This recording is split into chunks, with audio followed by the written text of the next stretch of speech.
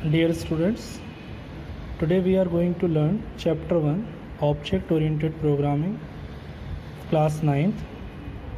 और मैं ये चैप्टर स्टार्ट करूँ इससे पहले मैं कुछ आपको जावा की हिस्ट्री के बारे में बताना चाहूँगा कि जावा लैंग्वेज डेवलप की गई थी मिस्टर जेम्स गोजलिंग के थ्रू और सन माइक्रो सिस्टम कंपनी के अंडर में। एंड आफ्टर दैट आज ये लैंग्वेज ओरेकल कॉरपोरेशन के थ्रू ओन की जाती है। ओरेकल कॉरपोरेशन ने इसे ख़रीद लिया। And after that I will start this chapter introduction to Java. तो basically I will tell you about that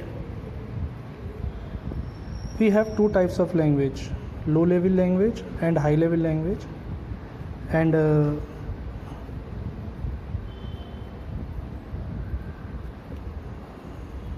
high level language is divided into two parts. One is POP. POP stands for procedural oriented language, and the second one is OOP, that's called object oriented programming. Dear students, Java is the part of this section, that is object oriented programming. तो ये बात तो हमें clear हो गई कि जावा एक object oriented programming language है। इसके अलावा ऑब्जेक्ट ओरिएंटेड प्रोग्रामिंग के अलावा हमें कौन कौन से फीचर्स मिलते हैं इस लैंग्वेज में। Data and functions are encapsulated within a class. Java में आप जब कोई भी प्रोग्राम क्रिएट करते हैं तो वो प्रोग्राम इन द फॉर्म होता है class. It means you have to create a class before you starting your work, and class contains two parts. Suppose if class is there, then class is divided into two parts. First one is called data section and second is one called functions. And जैसा आपको name object oriented programming जैसा name है वैसा ही इसका काम इस data और functions को रिप्रेजेंट करने के लिए हम जिस यूनिट का इस्तेमाल करते हैं उस यूनिट का नाम है ऑब्जेक्ट। और कोई भी ऑब्जेक्ट जो एक क्लास से क्रिएट होता है उस ऑब्जेक्ट के पास उस क्लास के डेटा मेंबर्स और फंक्शंस वो ऑब्जेक्ट एक्सेस कर लेता है। इसका मतलब same data and same functions will be accessed by this object that has been created from this class. Now data and functions are combined into a unit that is called an object. जो data और functions एक दूसरे के साथ जब combined होते हैं तो उस यूनिट को हम क्या बोलते हैं? ऑब्जेक्ट बोलते हैं। After that it is an platform independent language. Platform independent stands for, it means suppose if you are running the program of Java on Microsoft operating system, it means Windows. जैसा कि आप जानते हैं Windows operating system है Microsoft का। और अगर आप इसे एप्पल के ऑपरेटिंग सिस्टम जो कि कौन है? मैक, दोनों पे रन करते हैं तो जावा प्रोग्राम दोनों पे सक्सेसफुली एग्जीक्यूट हो जाए। इट मीन्स ये प्रोग्राम विंडोज़ पे भी चल जाएगा और एप्पल के मैक पे भी चलेगा। इसी ही फीचर को हम बोलते हैं प्लेटफॉर्म इंडिपेंडेंट। आगे हम इसके बारे में और बात करेंगे। Right one, run anywhere. Basically हम किसी भी दूसरी लैंग्वेज में जब प्रोग्राम बनाते हैं, सपोज़ करिए जैसे कोई सी लैंग्वेज है, जब हम सी लैंग्वेज के अंदर कोई प्रोग्राम बनाते हैं और मान लीजिए वो उस प्रोग्राम की कोडिंग हमने विंडोज़ ऑपरेटिंग सिस्टम पे की, तब इस ऑपरेटिंग सिस्टम पे जब हम प्रोग्राम क्रिएट करते हैं तो उस ऑपरेटिंग सिस्टम का मशीन कोड किसी दूसरे ऑपरेटिंग सिस्टम जैसे मैक पे रन नहीं होता, और इसी के कारण जो सी पे बना प्रोग्राम है वो केवल एक विंडोज़ जिस पर बना हुआ है उधर चलता है और यहाँ एग्जीक्यूट नहीं होता। लेकिन यदि यही प्रोग्राम आप जावा में बनाते हैं तो प्लेटफॉर्म इंडिपेंडेंट का जो मैंने फ़ीचर बताया आपको, उसी फीचर के अकॉर्डिंग जावा का बनाया प्रोग्राम विंडोज़ पे भी एग्जीक्यूट होता है और मैक पे भी एग्जीक्यूट होता है। और यदि कोई और भी ऑपरेटिंग सिस्टम है लाइक यूनिक्स या लिनक्स, तो उन ऑपरेटिंग सिस्टम पे भी वो प्रोग्राम एग्जीक्यूट हो जाएगा। तो that is called intro to Java जो मैंने आपको दिया। ये जावा के कुछ फीचर हैं जिनके थ्रू हम समझ सकते हैं कि जावा जो है वो एक ऑब्जेक्ट ओरिएंटेड प्रोग्रामिंग लैंग्वेज है। आफ्टर दैट हम लोग समझने वाले हैं POP। POP stands for procedural oriented language. जैसा मैंने आपको बताया, हाई लेवल लैंग्वेज दो पार्ट में डिवाइड होती है, एक POP और एक OOP। तो अब हम POP की बात करेंगे। POP लैंग्वेज में इसका एक छोटा तरीका समझने का ये है कि सपोज़ करो कोई प्रोग्राम है, ये मेन प्रोग्राम मान के चलिए। इस मेन प्रोग्राम को कई भागों में, भाग मतलब सब प्रॉब्लम्स, इस बड़े प्रोग्राम को कई सारे छोटे प्रोग्राम में डिवाइड कर दिया जाता है ताकि इसका सॉल्यूशन आसानी से हो पाए। ये जो मॉड्यूल हमने डिवाइड किए हैं, इन मॉड्यूल्स को बोलते हैं फंक्शन। मान लीजिए ये F1, F2, F3 और F4 चार फंक्शन बनाए। इसका मतलब हमने इस मेन प्रोग्राम को चार भागों में डिवाइड कर दिया। चार भागों में डिवाइड करने के बाद इस मेन फंक्शन के पास जो डेटा होगा वो डेटा कैसा होता है, वो होता है ग्लोबल। ग्लोबल का मतलब, इसका मतलब ये F1 डेटा, ये F1 फंक्शन जिस डेटा को यूज़ कर रहा है वही सेम डेटा F2 यूज़ करेगा, वही सेम डेटा F3 यूज़ करेगा और वही सेम डेटा F4 भी यूज़ करेगा। इसका मतलब यदि F1 इस डेटा में कोई चेंजेस कर देता है तो वो चेंजेस F2 को भी अप्लाई होंगे, वही F3 को भी अप्लाई होंगे और वही F4 को भी अप्लाई होंगे। तो प्रोसीजरल ओरिएंटेड लैंग्वेज का मेन जो फीचर है वो किसी प्रॉब्लम को डिफरेंट फंक्शंस में, मल्टीपल फंक्शंस में डिवाइड करना है। Further you can divide the problem, the sub problem into again sub problems. It means F5 and F6।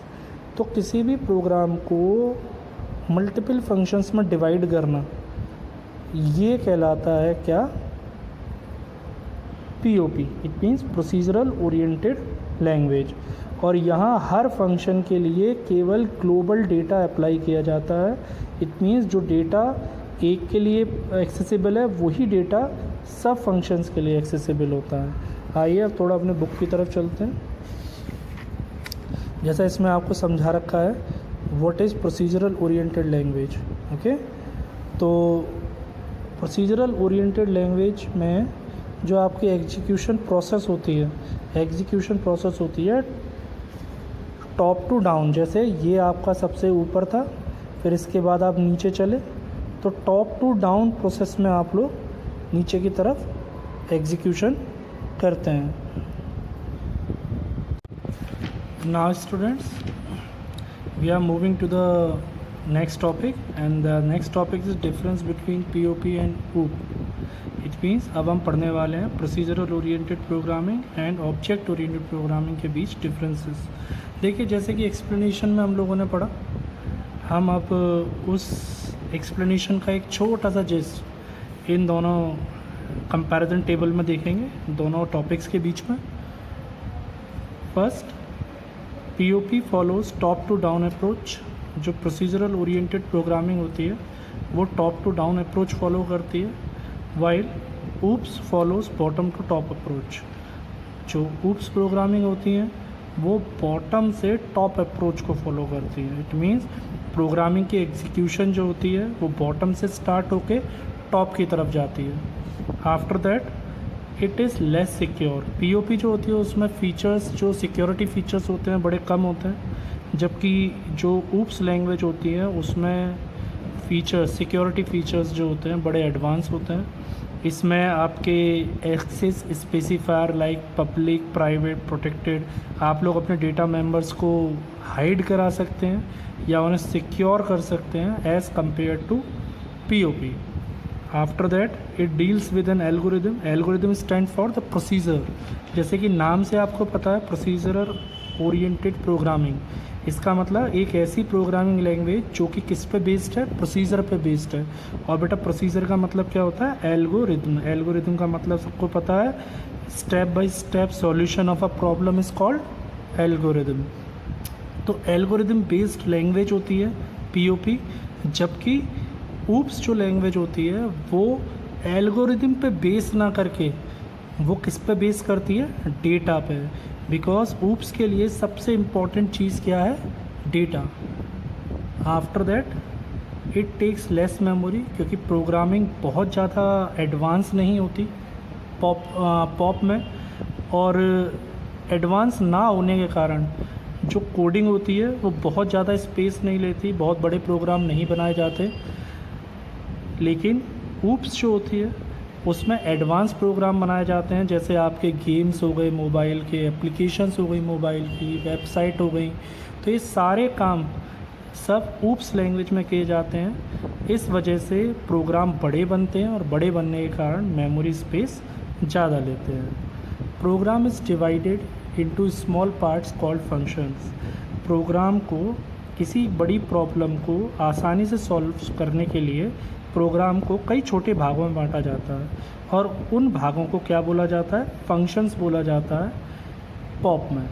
जबकि ऊप में जो प्रोग्राम डिवाइड किया जाता है छोटे भागों में, उस भाग को क्या बोला जाता है, ऑब्जेक्ट। ऑब्जेक्ट के बारे में हम पहले भी बात कर चुके हैं। ऑब्जेक्ट क्या होता है, ऑब्जेक्ट के पास अपने खुद के कैरेक्टरिस्टिक्स और बिहेवियर होते हैं। इट मीन्स खुद के डेटा मेंबर्स और फंक्शंस।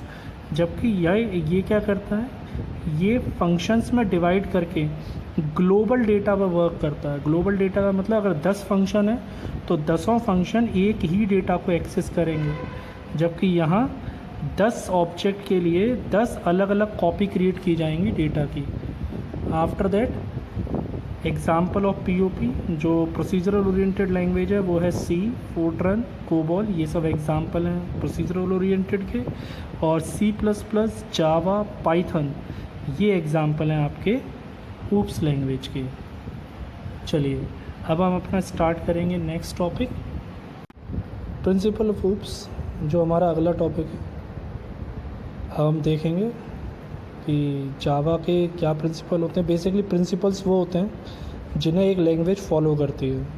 मतलब एक लैंग्वेज में कोई वर्किंग करने के लिए जिन नियमों को फॉलो किया जाता है या जिन्हें अपनाया जाता है, बेसिकली वही प्रिंसिपल्स होते हैं।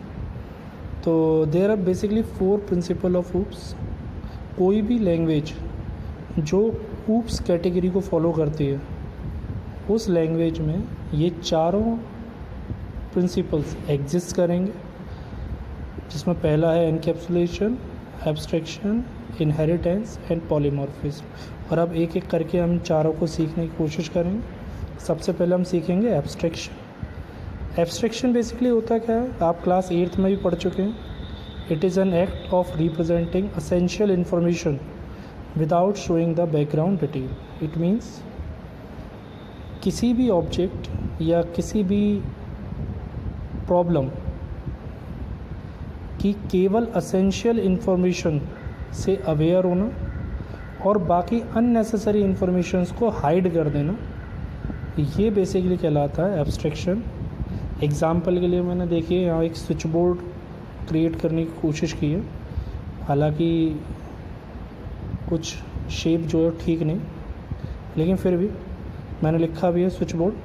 तो try to understand it that कि आपके बोर्ड में जब आप कोई भी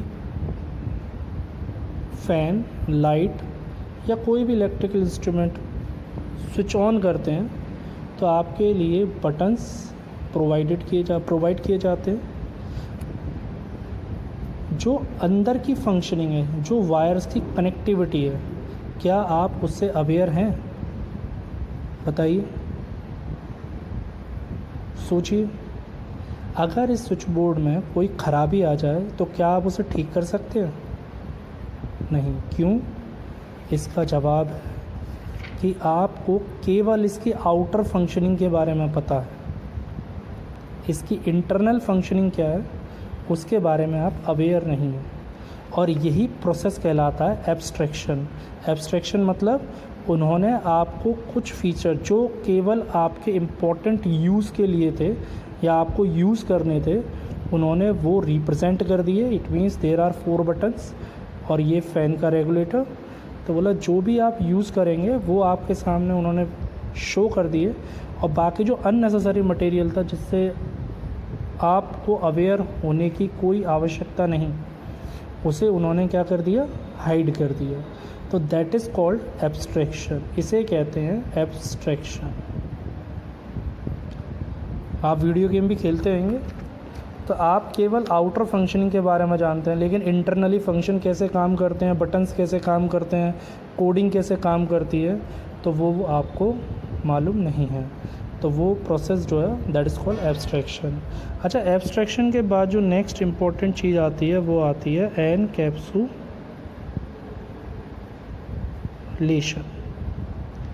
एनकैप्सुलेशन क्या है? It is a process of wrapping data and function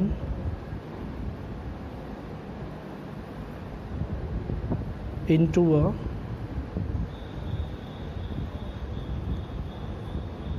single unit। Encapsulation क्या हुआ?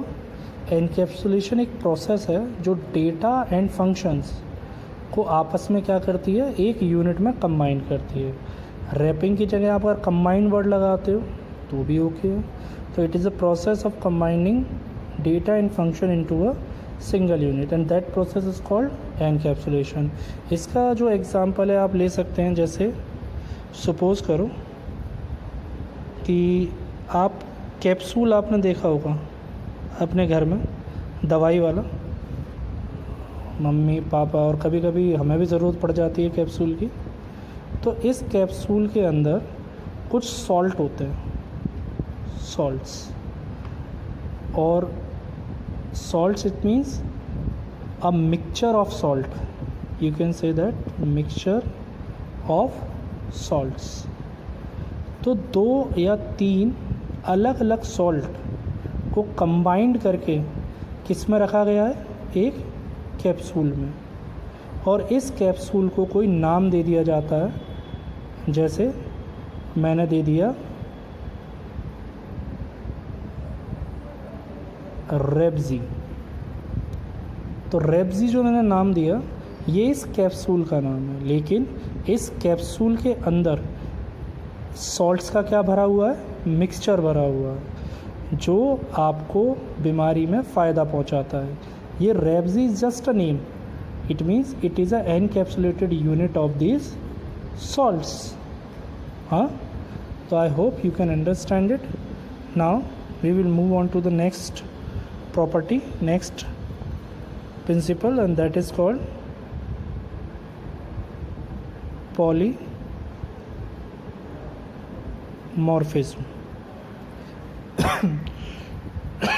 सॉरी, पॉलीमॉर्फिज्म क्या है बेटा?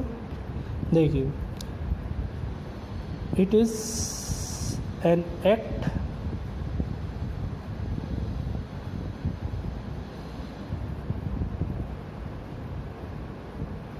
to use more than one form of same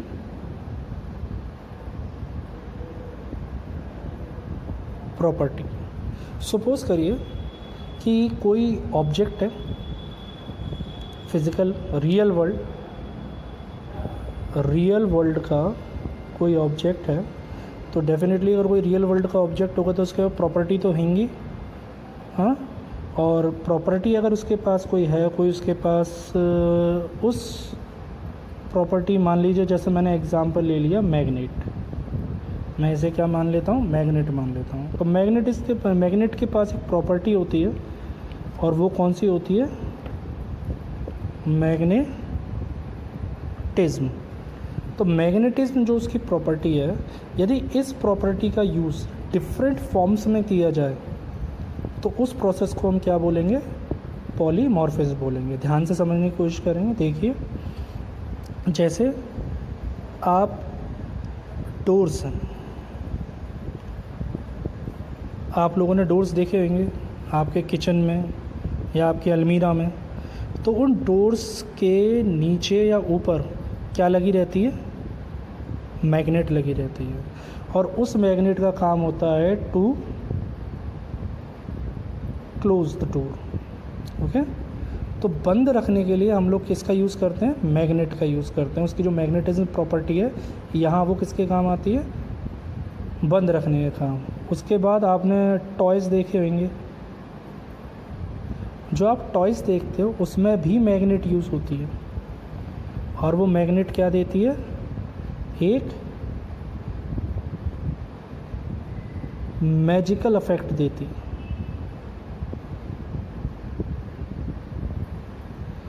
और ये जो मैजिकल इफेक्ट है, ये आपको कई बार और ये मैग्नेट एक मैजिकल इफेक्ट क्रिएट करती है। मैजिकल इफेक्ट मतलब टॉयज़ को कुछ ऐसा मैग्नेट के इफेक्ट देती है कि हमें लगता है कोई जादू हो रहा है। इसके अलावा आप लोगों ने देखा होगा इलेक्ट्रिक मोटर बनाने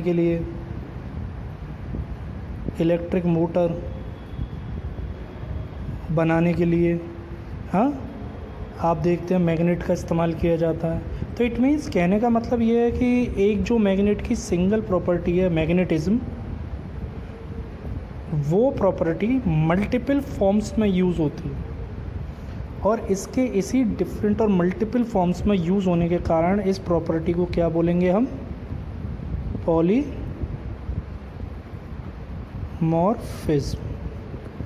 I hope you can understand it. What is polymorphism? Now the last principle is inheritance.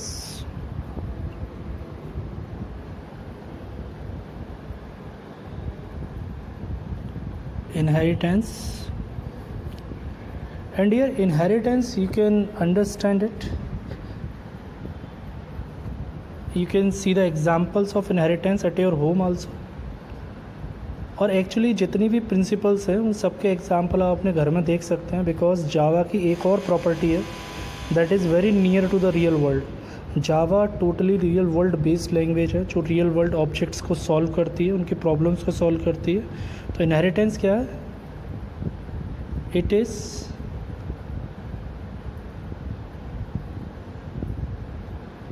A process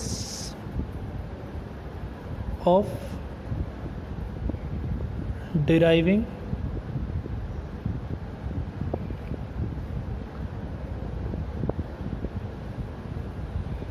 properties from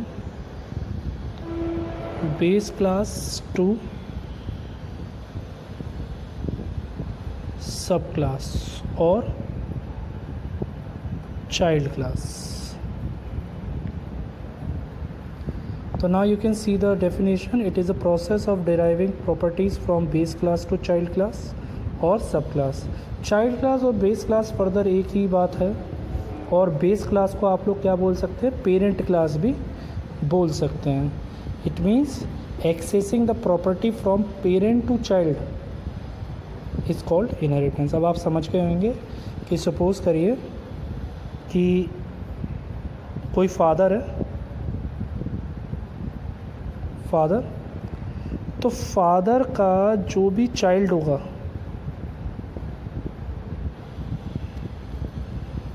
जो भी चाइल्ड होगा, उस चाइल्ड के पास अपने फादर से प्रॉपर्टी एक्सेस होती हैं.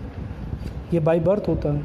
आपने भी देखा होगा कई बार जो मिलने वाले या रिश्तेदार घर पे आते हैं वो आपसे बोलते हैं कि you just look like your father, कि आपकी चलने की आदत, आपके गुस्सा होने की आदत, आपके खाने की आदत कुछ ना कुछ आपके फादर से या मदर से मैच खाती है. तो उसी प्रॉपर्टी को हम क्या बोलते हैं, इनहेरिटेंस. फर्दर इनहेरिटेंस के भी मल्टीपल टाइप्स होते हैं, जिसमें single inheritance,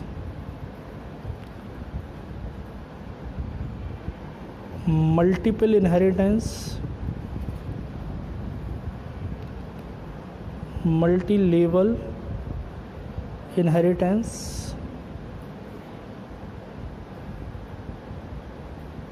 hybrid inheritance and so on. But आपकी बुक में इसके आपके सिलेबस में इन चीज़ों को डिटेल में नहीं दिया हुआ. तो यहाँ हम लोग ओवर करते हैं, ख़त्म करते हैं अपने जावा के 4 प्रिंसिपल जो मैंने आप लोगों को समझाया, और इस वीडियो को भी यहीं हम ख़त्म करेंगे. इसके आगे का पार्ट हम अपनी नेक्स्ट वीडियो में डालेंगे. तो तब तक के लिए stay at home, stay safe. Thank you very much.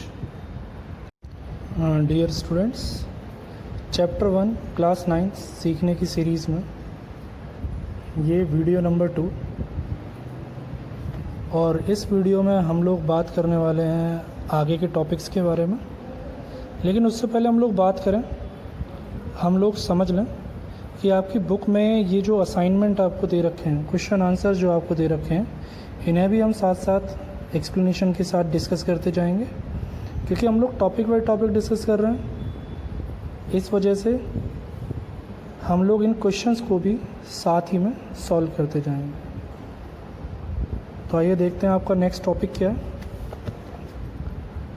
आपका नेक्स्ट टॉपिक है फीचर्स ऑफ जावा. देखिए, पिछले वीडियो में हमने पढ़ा था ऊप्स वर्सेस पीओपी, जहाँ आपने सीखा कि प्रोसीजरल ओरिएंटेड लैंग्वेज क्या है और ऑब्जेक्ट ओरिएंटेड लैंग्वेज क्या है, और हमने सीखा जावा एक ऑब्जेक्ट ओरिएंटेड लैंग्वेज है. अब हम लोग बात करने वाले हैं जो जावा है उसके फीचर्स के बारे में. देखिए, जो सबसे पहला फीचर हम लोग पढ़ेंगे वो है ईजी टू यूज़. कोई भी लैंग्वेज जो ऊप्स कॉन्सेप्ट को फॉलो करती है, डेफिनेटली वो लैंग्वेज काम करने में आसान और किसी भी प्रॉब्लम के सॉल्यूशन के लिए सबसे बेटर लैंग्वेज होती है. जावा में पाए जाने वाले फीचर्स जैसे encapsulation, inheritance, abstraction and polymorphism आपके जावा के इंटरफेस को काम करने में आसान और इजी बनाते हैं. दूसरा हम पढ़ेंगे रोबस्ट.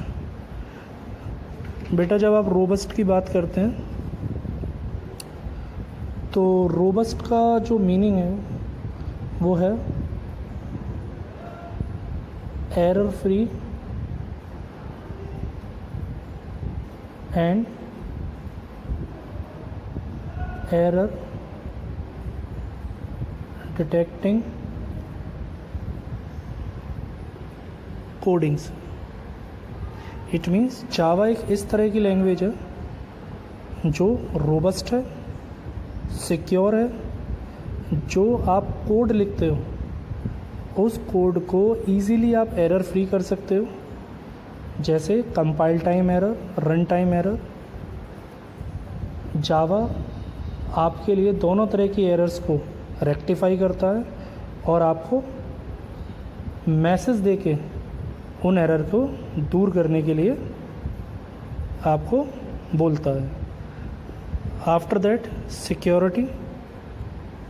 बेटा सिक्योरिटी का मतलब जो मेन कॉन्सेप्ट है वो ये है कि जावा के अंदर जो डेटा है, जावा के अंदर जो डेटा है वो सिक्योर्ड फॉर्म में होता है। और वो सिक्योर्ड कौन करता है? एनकैप्सुलेशन। हम लोग 3 एक्सेस स्पेसिफायर यूज़ करते हैं, प्राइवेट, पब्लिक और प्रोटेक्टेड।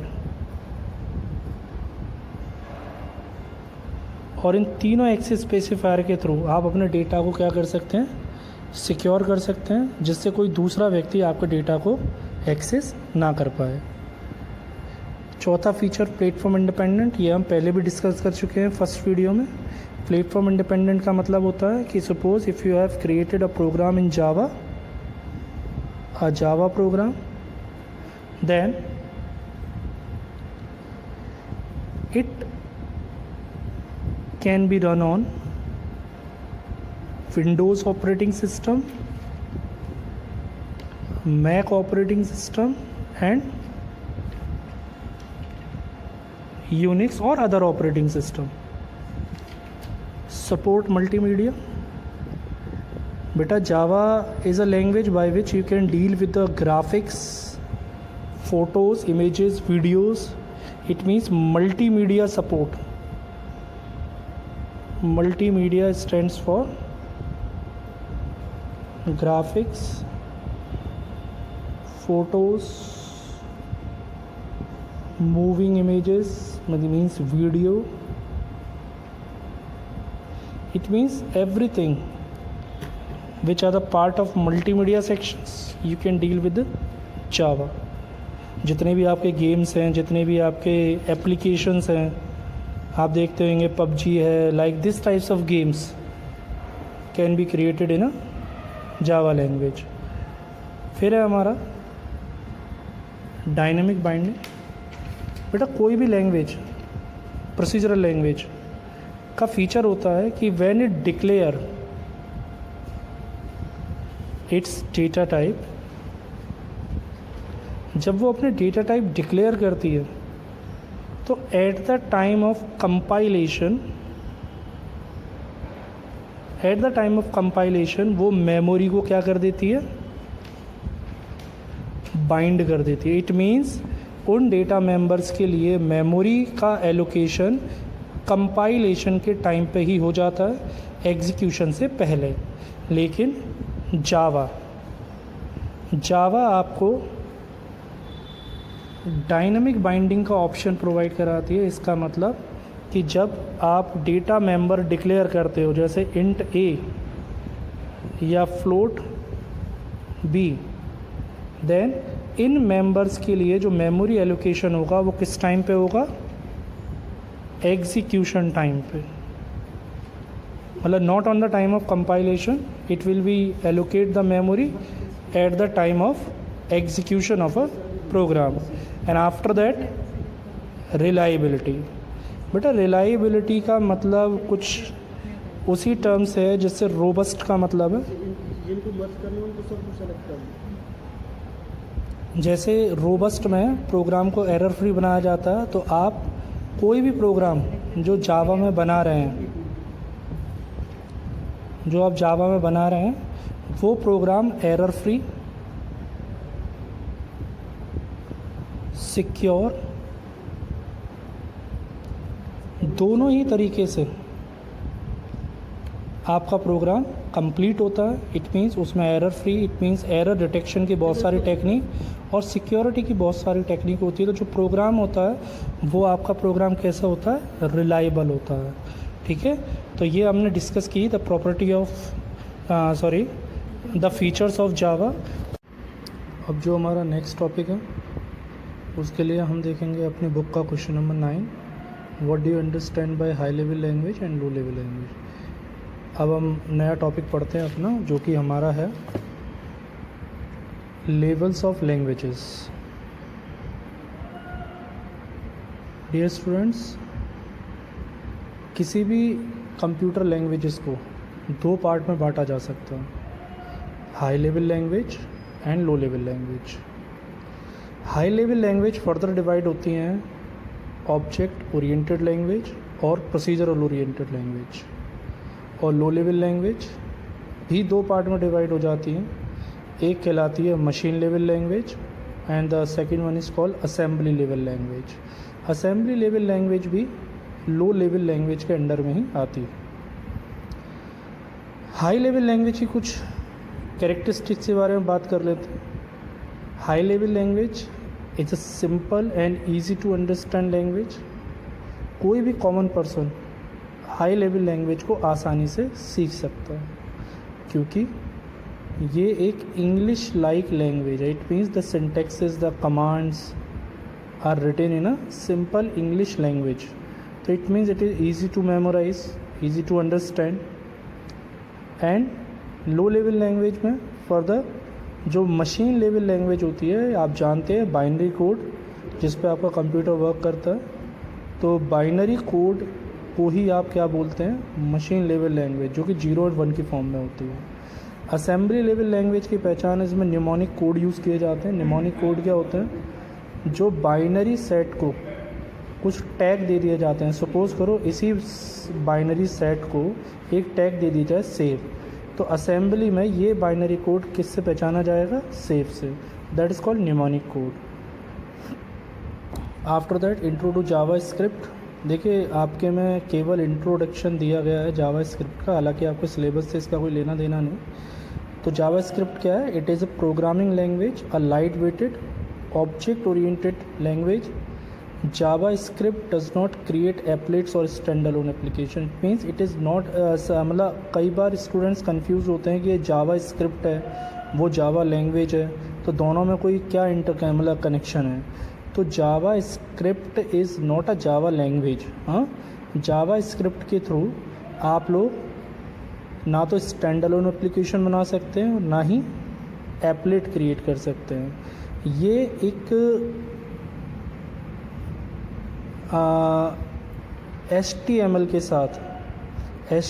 के साथ वर्क किया जाता है। जावा स्क्रिप्ट का HTML आप जानते हैं, हाइपर टेक्स्ट मार्कअप लैंग्वेज, जिसमें आप वेब पेज डिज़ाइन करते हैं। लेकिन कुछ ऐसे वेब पेज प्रोग्रामिंग होती है जो कि HTML लैंग्वेज के थ्रू पॉसिबल नहीं है, तो उस पर्टिकुलर प्रोग्रामिंग को करने के लिए हम जावा स्क्रिप्ट का यूज़ करते हैं। एम्बेडेड होती है HTML के साथ, इसका मतलब HTML के अंदर यूज़ होती है JavaScript. It is a supportive language of HTML document and creates such type of web pages that are not achieved by HTML। और जो HTML से डिज़ाइन नहीं किए जा सकते, ऐसे वेब पेजेस को डिज़ाइन करने के काम आती है हमारी जावा स्क्रिप्ट। तो जावा स्क्रिप्ट क्या हुई, it is just embedded with HTML language, और HTML के साथ ही ये वर्क करती है। चलिए अपने नेक्स्ट टॉपिक की तरफ चलते। तो नेक्स्ट टॉपिक आपका है एप्लेट एंड स्टैंडर्ड एप्लीकेशन। जैसे आप देख पा रहे हैं question number 11, how do internet application differ from standard application. तो हम इसी के बारे में पढ़ने वाले हैं।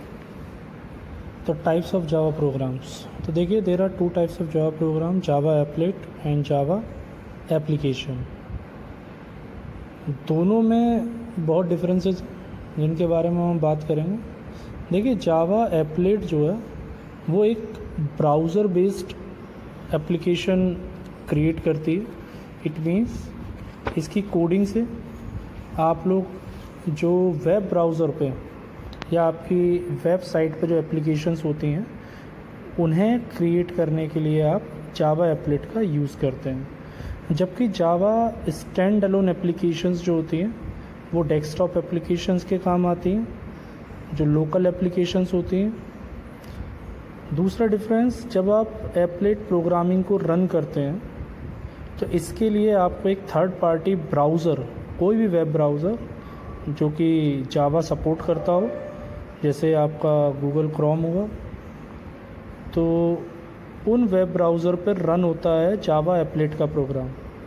जबकि स्टैंड अलोन प्रोग्राम्स को रन करने के लिए आपको ज़रूरत होती है JVM की, जावा वर्चुअल मशीन। इसके बाद जो एप्लेट प्रोग्रामिंग होती है इसे एम्बेडेड किया जाता है HTML के साथ। HTML कोडिंग से आप जानते हैं वेब पेजेस क्रिएट किए जाते हैं, और इसी कोडिंग में यूज़ किया जाता है जावा एप्लेट, मीन्स जावा से बनी हुई एप्लीकेशंस का। वहीं ये केवल डेस्कटॉप एप्लीकेशंस होती हैं जो कि आपके लोकल कंप्यूटर पे ही वर्क करती हैं।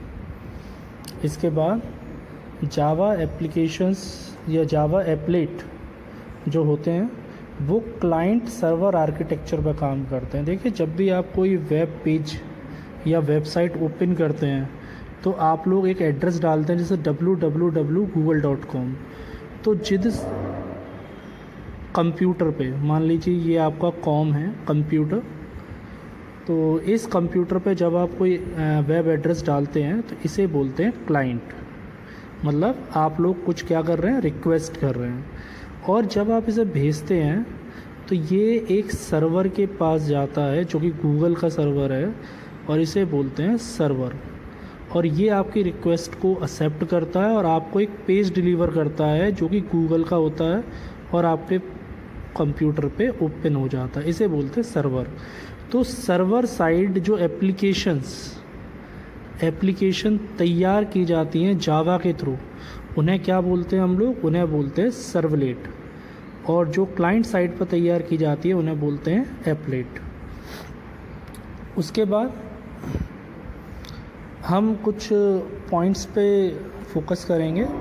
ये मैंने यहाँ पॉइंट लिख रखे हैं, जैसे main method, class, execution, nature, restriction and security. 6 point of differences मैंने यहाँ लिखे हुए हैं जिनके बारे में हम डिफरेंस क्रिएट करेंगे इन दोनों में। तो देखिए, जो ये आपकी लिखी हैं जावा एप्लेट, ये हैं आपके स्टैंडर्ड एप्लीकेशंस। तो मेन मेथड जावा एप्लेट में नहीं होता, मेन मेथड जावा एप्लेट में नहीं होता, जबकि स्टैंड अलोन एप्लीकेशन में क्या करता है, प्रेजेंट करता है, होना चाहिए। आप भी बनाते हैं तो public static void main function बनाते हैं, तभी आपका प्रोग्राम रन होता है। ये आपने आज तक कभी बनाया नहीं, इस वजह से आपको इसके बारे में पता नहीं, लेकिन इसमें मेन मेथड नहीं होता। क्लास के बिना तो प्रोग्राम बन ही नहीं सकता। तो एप्लेट प्रोग्रामिंग में क्लास की डिक्लेरेशन कैसी होती है, पब्लिक होती है, जबकि यहाँ पे आपके पास चॉइस होती है। आप लोग अपनी क्लास को प्राइवेट, प्रोटेक्टेड कैसी भी डिक्लेयर कर सकते हैं।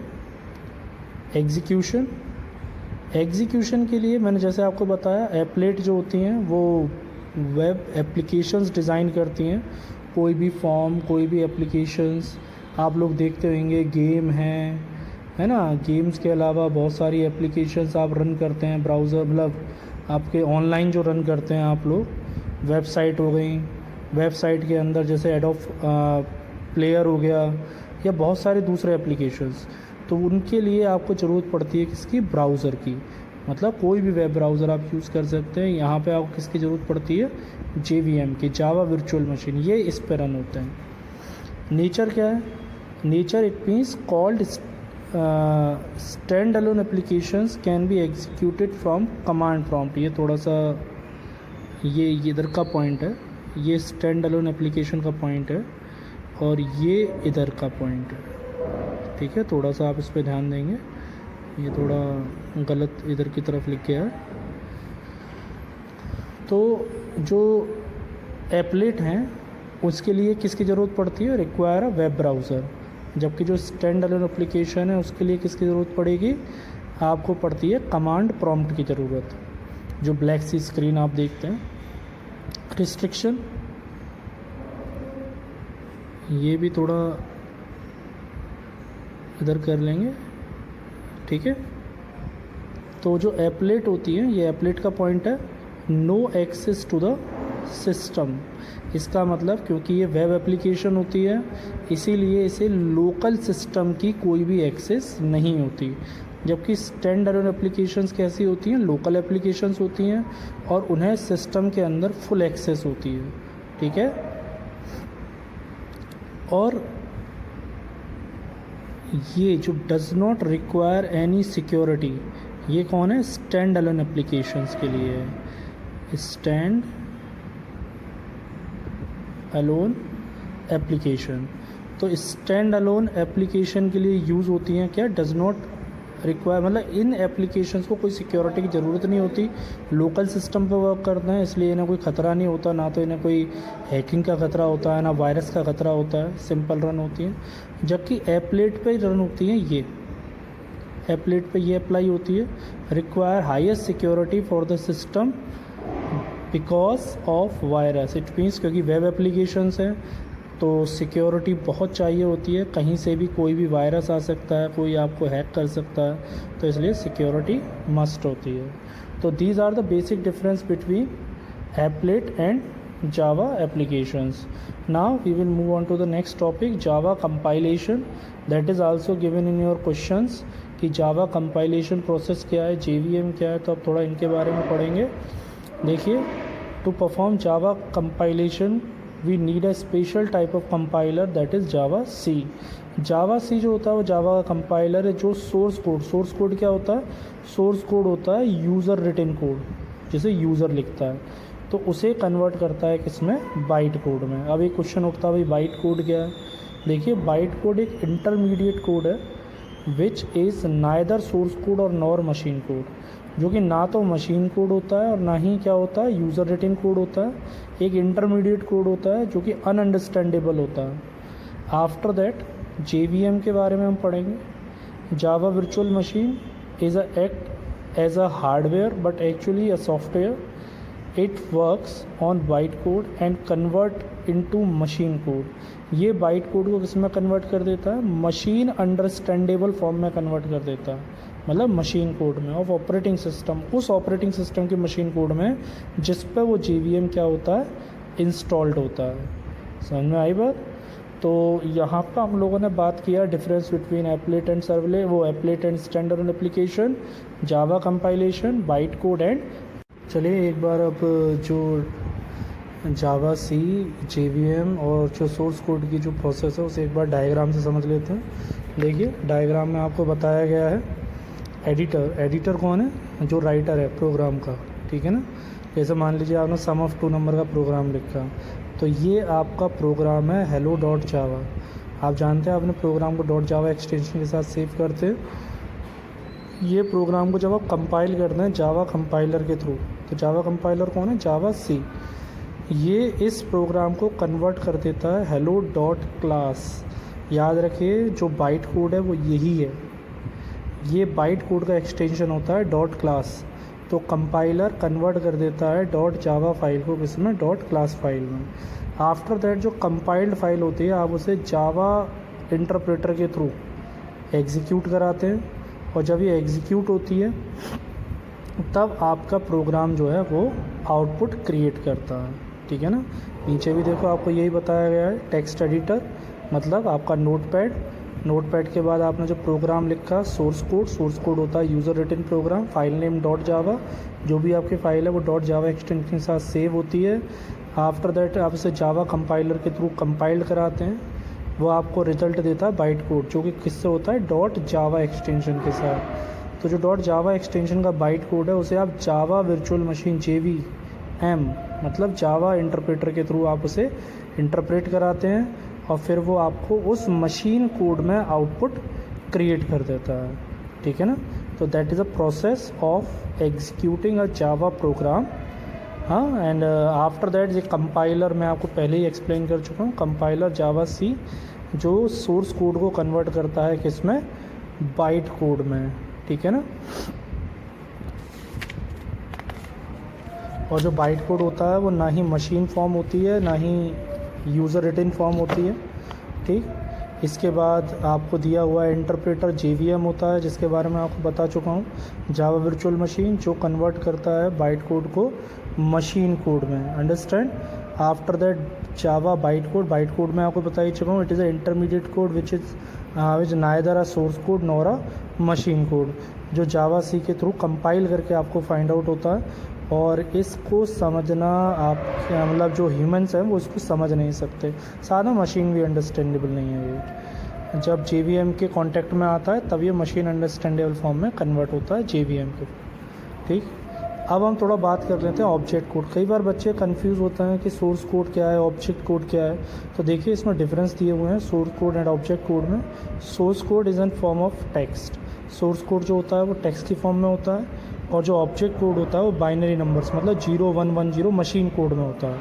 ठीक है, जो मशीन अंडरस्टैंडेबल फॉर्म होती है वो होता है object code.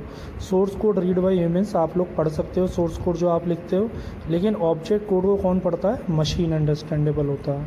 Source code generate किया जाता है ह्यूमंस के थ्रू, जबकि जो ऑब्जेक्ट कोड है वो कंपाइलर आपके सोर्स कोड को कंपाइल करता है, तब वो किस में कन्वर्ट होता है, ऑब्जेक्ट कोड में, इसलिए generated by compiler. Source code is input given to the compiler. Source code किसे दिया जाता है, कंपाइलर को दिया जाता है एज अ इनपुट। और ऑब्जेक्ट कोड क्या होता है, जब कंपाइलर उसे प्रोसेस करके आउटपुट क्रिएट करता है तो उसे आप क्या बोलते हैं, ऑब्जेक्ट कोड। तो डियर स्टूडेंट्स, यहाँ पे इस चैप्टर की एक्सप्लेनेशन ख़त्म होती है। एक बार हम क्वेश्चन आंसर्स की तरफ और देख लेते हैं, देखते हैं हमने क्या क्या पढ़ा। What do you understand bye data abstraction, हमने ऐसे एक्सप्लेन किया आपकी पहली वीडियो में।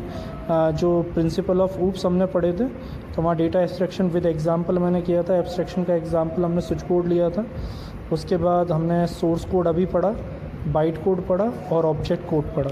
ठीक है, and now name two principle of, तो एब्स्ट्रैक्शन, पॉलीमॉर्फिज्म, एनकैप्सुलेशन।